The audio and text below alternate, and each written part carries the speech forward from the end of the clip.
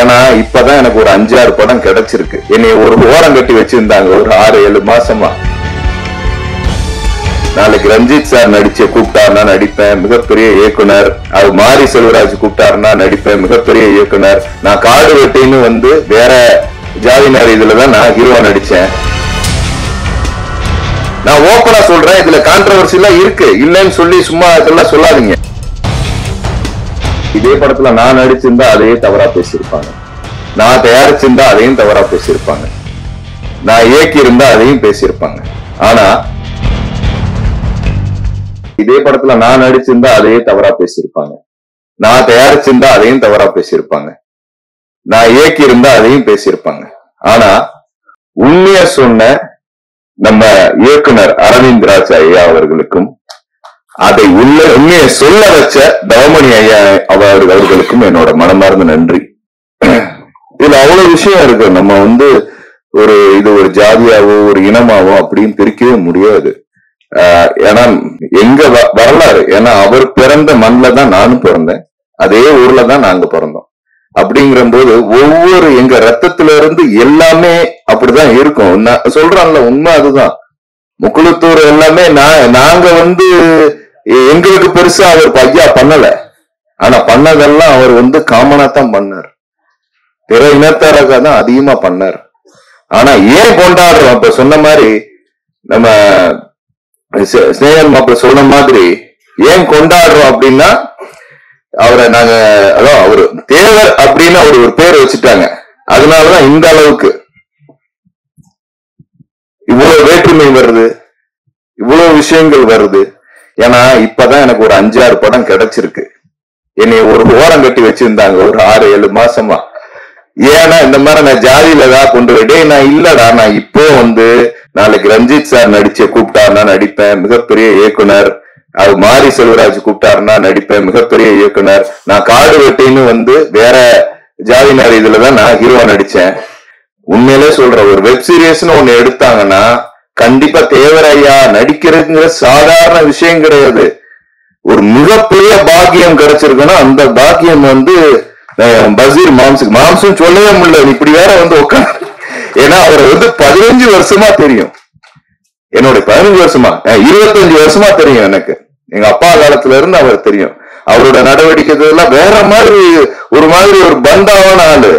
ஆனா இப்பெல்லாம் வந்து கண்ணில் பார்க்கும் போது இப்படியே தான் வர, என்னங்க மாமா என்ன மாமா, எனக்கு பார்த்து ஒண்ணுமே பேச, அவர் மேல காய் போடலான்னு பார்த்தா இப்படி வச்சுக்கிட்டேன் நானு.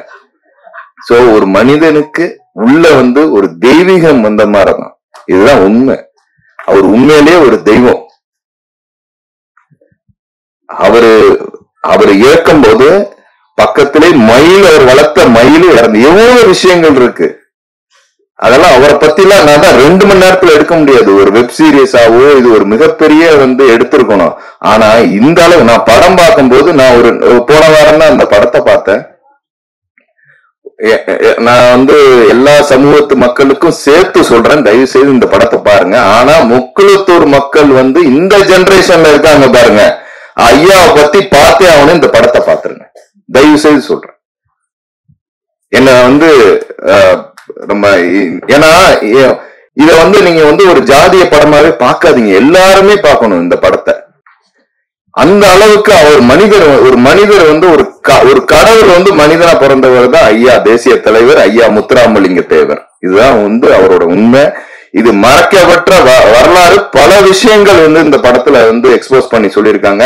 நான் ஓப்பனா சொல்றேன், இதுல கான்ட்ரவர்சி எல்லாம் இருக்கு, இல்லைன்னு சொல்லி சும்மா இதெல்லாம் சொல்லாதீங்க. இருக்கு. என்ன கான்ட்ரவர்சி இருக்கு? எல்லாரும் ஒத்துமையா இருக்கணுங்கிற கான்ட்ரவர்சி தான் இருக்கு. ஆமாவா இல்லையா? அவர் அப்படிதான், அவரோட எண்ணம் அப்படித்தான், அவரோட செயல்பாடு அப்படித்தான். நாங்க ஒவ்வொரு விஷயமும் வந்து வருஷம் நான் எங்க இருந்தாலும் ஐயாவோட இதுக்கு போயிருவோம், ஜெயந்திக்கு போயிருவோம். அந்த ஜெயந்தியில வர கூட்டம் அது வந்து ஒரு மக்கள் கொண்டாடுறாங்க அப்படிங்கன்னா, சில மக்கள் அமைதியா கொண்டாடுறாங்க, அவ்வளவுதான். ஆனா எல்லாருமே அவர் இதை கொண்டாட, பிறப்பும் இறப்பும் ஒரு மனிதனுக்கு ஒரே நாள், யாருக்கு கிடைக்கும் அந்த பாக்கியம்? அப்படிப்பட்ட ஒரு தெய்வீக திருமணம். அவரெல்லாம் வந்து கம்பேரபிளே கிடையாது. இந்த தேசிய தலைவரை பொறுத்த வரைக்கும், அதாவது எங்க தாத்தாவும் சரி, எங்க தாத்தா பேர் ராமுத்தேவர். ராமுத்தேவர் ஐயா வந்து முத்துராமலிங்க ஐயா தேவரோட ரைட் ஹேண்ட். அவர் கூடயே இருந்தவர், அவர் கூடயே இருந்து பல விஷயங்களை பண்ணவர். அப்படி இருந்து வந்தவர் தான் எங்க அப்பா களஞ்சிய தேவர். என் பேரை வந்து சுரேஷன் கட் பண்ணியாச்சு, ஏன்னா அது ஜெனரேஷன் மாறிடுச்சு. இனிமே என் பிள்ளைகளுக்கு எல்லாம் வரும்போது என்ன எப்படி இதெல்லாம் தெரியாது. ஆனா இந்த மாதிரி ஒரு படைப்புகள் வந்து உருவாக்கப்பட்டிருக்குல்ல, இது நான் ஓடிடிலயோ வேற தளத்திலேயோ போயிட்டு இது போய் பல பல பல பேருக்கு இப்படி ஒரு மனிதர், இப்படி ஒரு தலைவர் வாழ்ந்தாரு, இப்படி ஒரு அரசியல் தலைவர் வாழ்ந்தாரு. ஏன்னா ஏங்க உண்மையிலே சொல்றேங்க, இப்ப கட்சி ஆரம்பிச்சவங்க எல்லாம் இல்ல, எல்லாரும் போய் அவர் எப்படி இருந்தாரு, அவர் எப்படி ஒரு அரசியல் அணுகுமுறை எப்படி செய்தாரு. ஏங்க எலெக்ஷன் எம்பி எம்எல்ஏக்கு நிக்கிறாரு, வாயே துறக்காம ஜெயிச்சவருங்க அவரு. அதுல ஒரு டைலாக் இருக்கு, ஏன்னா நான் மொத்தமா ஓட்டு போட்டு தான் நான் ஜெயிச்சேன் அப்படின்னு ஒரு மிகப்பெரிய என்ன சொல்றீங்க, ஒரு இனத்தார் கிடையாது, என்னைய போய் ஜாதிய தலைவர்னு சொல்றீங்களா? ஒரு இனம் போடலையா, மொத்த இனமும் சேர்ந்து போட்டதுதான் அவர் ஜெயிச்சார். அவர் இதுவரைக்கும் தோத்த வரலாறே கிடையாது. அப்படிப்பட்ட மனிதரை வந்து இன்னைக்கு சொல்ற அவர், அந்த மனிதரையும் சரி அதுல சார்ந்து வந்த எங்களையும் சரி ஜாதியா பார்க்காதீங்க. நான் ஒரு தேவனா பேசல, நான் ஒரு மனுஷனா பேசுறேன். அத வந்து மைண்ட்ல வச்சுக்கணும். ஐயோ ஜாதி பேசிட்டான், ஜாதி படம் பண்ணிட்டான், அதெல்லாம் கிடையவே கிடையாது. அதெல்லாம் ஐயாவோட வழியில வந்தவங்க நாங்க யாருமே அந்த மாதிரி ஜாதி எடுத்து கொண்டாடக்கூடிய மனிதர்கள் அல்ல.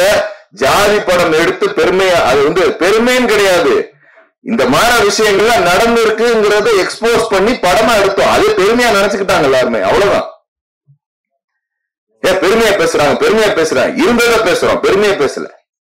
ஆமாவா இல்லையா ஐயா? நீங்க சொல்லுங்க தவமணி ஐயா. இப்படி இருந்திருக்காங்க மனிதர்கள், அந்த மாதிரிதான் இருந்திருக்காங்க.